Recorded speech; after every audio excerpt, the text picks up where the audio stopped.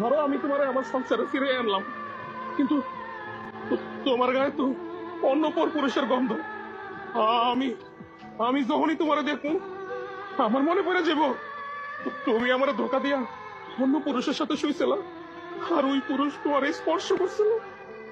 অভাবের কারণে কেউ যদি পতিতালয় যায়, দেহ ব্যবসা করে, তারও না ফিরে আইন না তার সাথে সংসার করা যায়। কিন্তু যারা স্বভাবের পতিতা, তাদের সাথে না রাত কাটানো যায়, কিন্তু তাদের সাথে সংসার করা যায় না।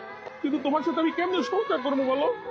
ধরো আমি অফিসে গেলাম, তুমি তুমি বাসায় আসছো, তারপরে তোমার একটা সন্দেহ হইব যে আমার বউ মনে অন্য কারোর সাথে শুয়ে রয়েছে আমার বিছানায়, আমার খাটে। আমি না এরকম মানসিক অশান্তি নিয়ে আমি তোমার সাথে সংসার করতে চাই না।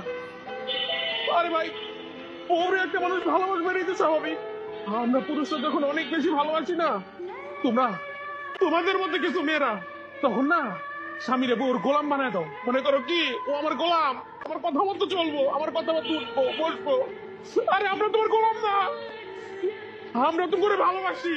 আরে ভাই, তোমরা ভাবো আমার স্বামীর তো ভাগ্য আমার মতো এত সুন্দর একটা বউ পাইছে। আমি যত বড় অন্যায় করি না কেন, দিন শেষে না আমার স্বামী আবার আমার মুখে টেনে নিবে।